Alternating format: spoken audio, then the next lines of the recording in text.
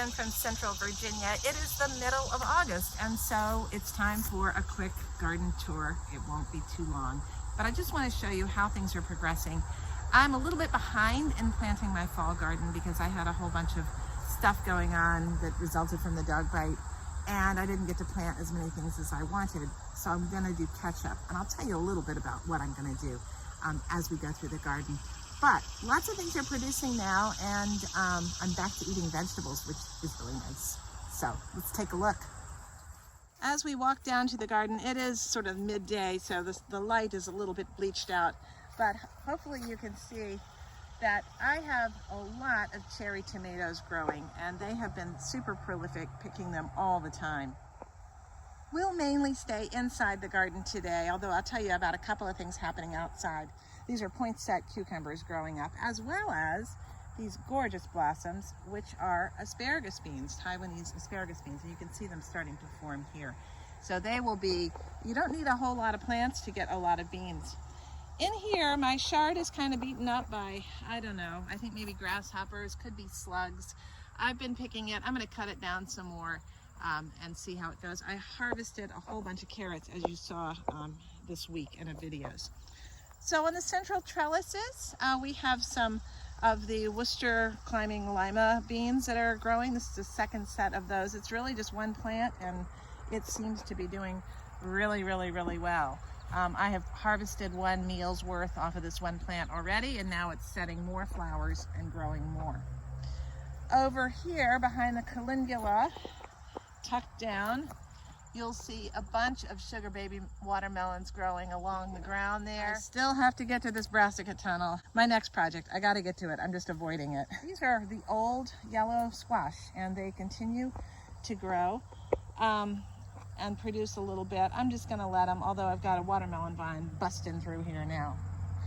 All right, so this is what's left of the sauce patch. Now, it looks really beat up, and it is really beat up. Here are some of the tomatoes that I picked today from it. I thought the sauce patch was a goner, but I have actually surprisingly harvested about the same number of tomatoes as I did last year.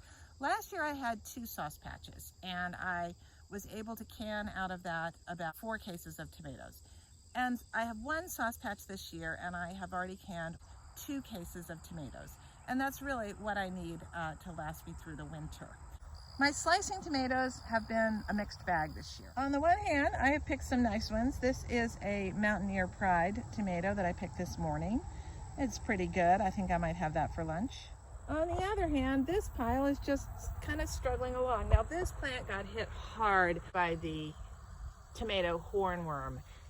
It still has some fruit on it, and I imagine that it will ripen. It's just going to take a while to recover.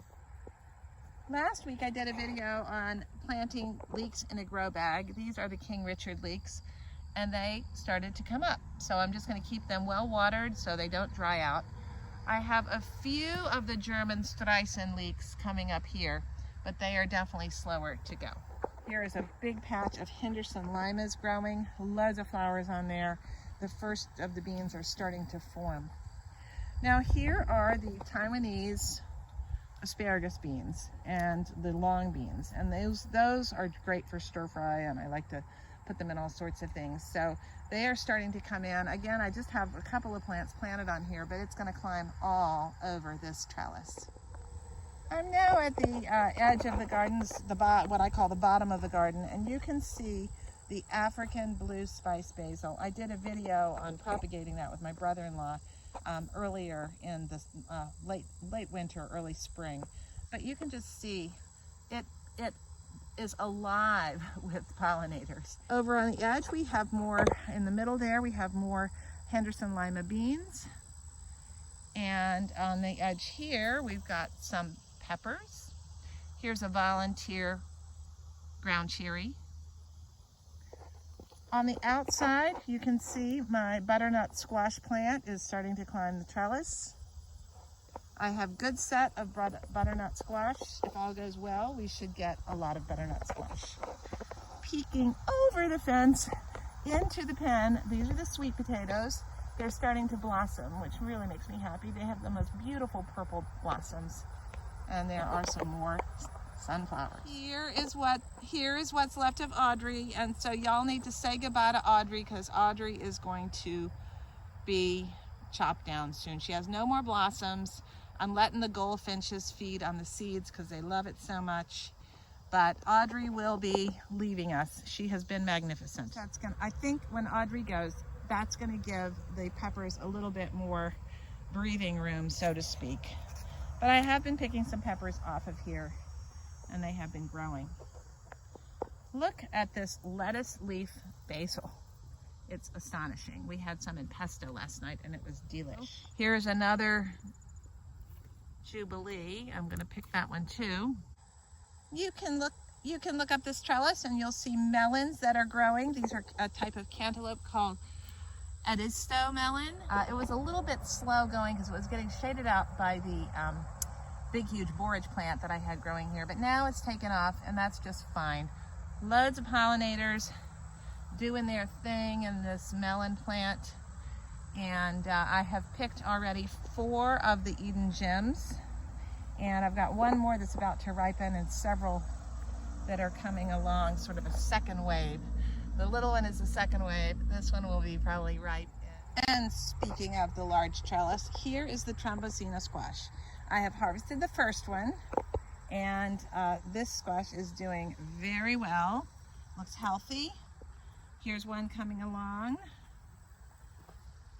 Oh, and this one is definitely ready to be picked. That is going to be dinner. At this stage, it's super, super, super tender and lovely. This vine, as you can see, is huge, is massive, and it will take over the universe. So this area is coming really nicely along. I love how the sweet alyssum has sort of rebooted itself here in late summer. It was great in the spring with the peas growing here, and now it's sort of taking off again, and that's great because that helps keep white flies away. Here is a watermelon that is coming up on its own. There's a melon growing, a cantaloupe growing in here as well. All right, over here is something I don't like. You can see them. That's a harlequin bug, and I'm going to squish it. Harlequin bugs completely destroy brassicas. And I have got to come out here and put some neem oil on here again, because I really do not like harlequin bugs. I do not like them at all. This is collards. This is green glazed collards. There's a little tiny harlequin bug here. Easy to squish with your fingers. I've gotten so much less squeamish in my old age, I gotta say. I used to be, ooh, bugs.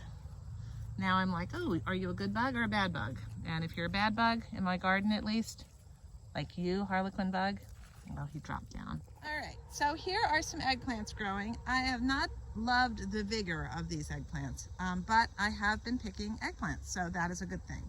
Now, what I'm gonna start doing later today when it gets cooler, I'm going to come in and I'm going to start planting some things underneath, like arugula, maybe some radishes, some of my fall crops, and get them going in here because, of course, these eggplants will stop producing not that long from now. Now I'm looking up on the western side, the northwestern edge. I've got some little sweetie tomatoes growing. I've been harvesting out of this pot a lot. Here is some Thai basil. There's some more tomatoes growing in here. And the Dean's purple potted beans are absolutely delicious, and I'm harvesting them literally every single day, and they're so tasty. So Dean's purple potted, I got them from Southern Exposure Seed Exchange. So look at this. Yesterday I came in here and this was a potato plant completely skeletonized by something. There's a lot of frass on here of some sort.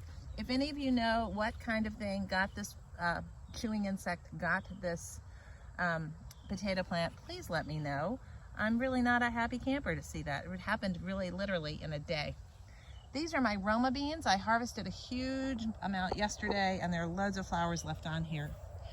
And this TP is the Worcester red lima bean as well. They'll come in later in the fall. So the Dean's purple potted, big producer, super healthy plants, really nice.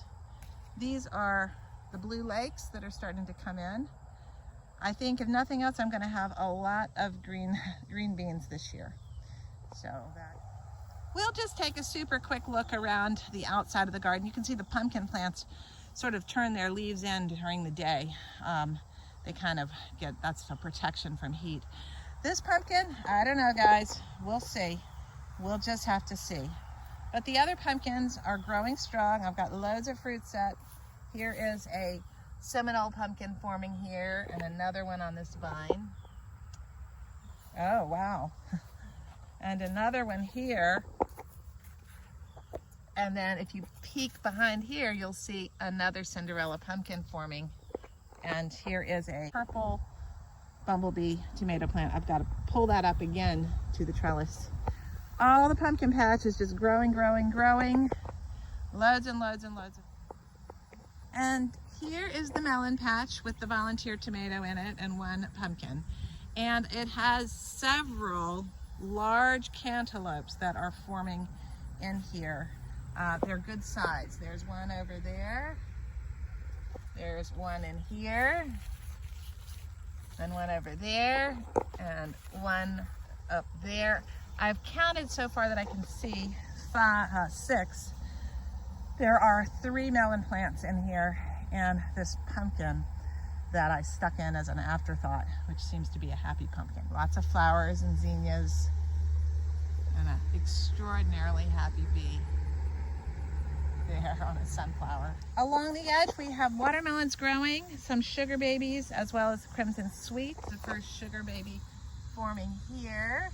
One good crimson sweet growing here. More of the beautiful Mexican sunflower, otherwise known as tithonia. And up here were the world's tiniest, most puny, pathetic eggplant, which are no longer puny and pathetic. They have nice eggplant set on them, and I'm going to be picking this one for dinner today. So as this tour began, my microphone crashed to the ground, and not my microphone, but the receiver for it crashed to the ground. So that's that. So maybe the audio is not as good, as clear as it often is. C'est la vie. So that is today's mid-August garden tour. I hope your garden is growing well. Thanks for watching. Take care. Bye.